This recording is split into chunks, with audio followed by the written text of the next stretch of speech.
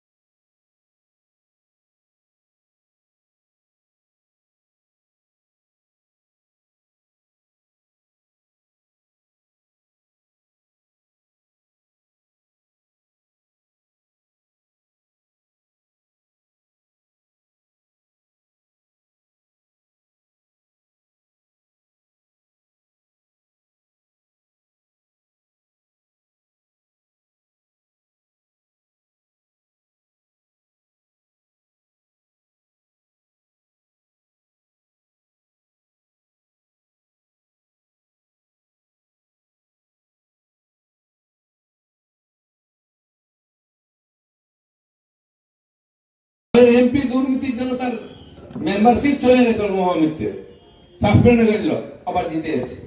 এক বছর থাকতে সাসপেনশন হয়ে গেছিল, মেম্বারশিপ চলে গেছে।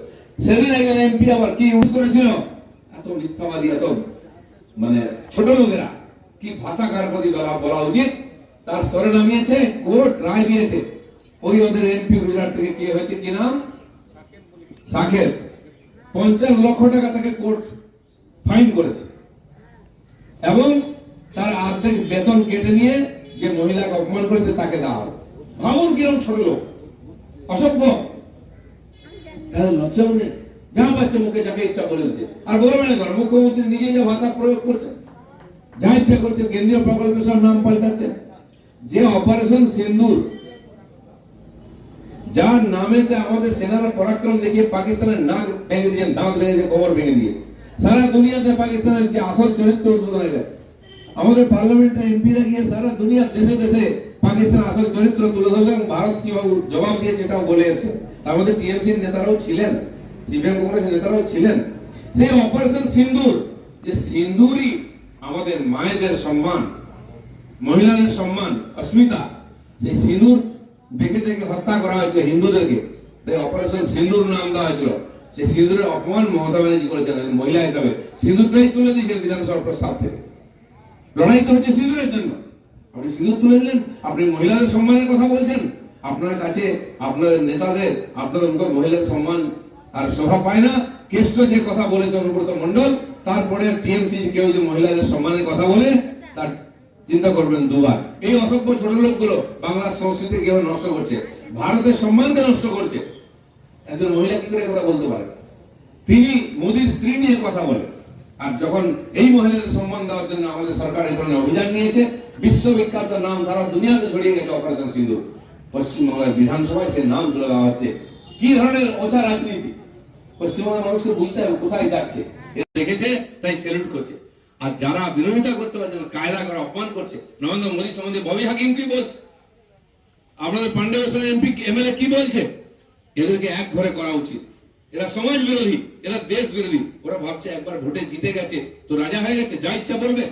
ভারতের জনতা এত বোকা নয়। দেখুন কংগ্রেসকে কি করেছে, লাইনের বাইরে বসিয়ে দিয়েছে, একটা প্লেয়ার। রাহুল গান্ধী ইন্টারভিউ করে নিতে যায় না, কংগ্রেস আছে কিনা লোকে বুঝতে পারছে না। তো সেই জন্য আজ যারা এই দেশে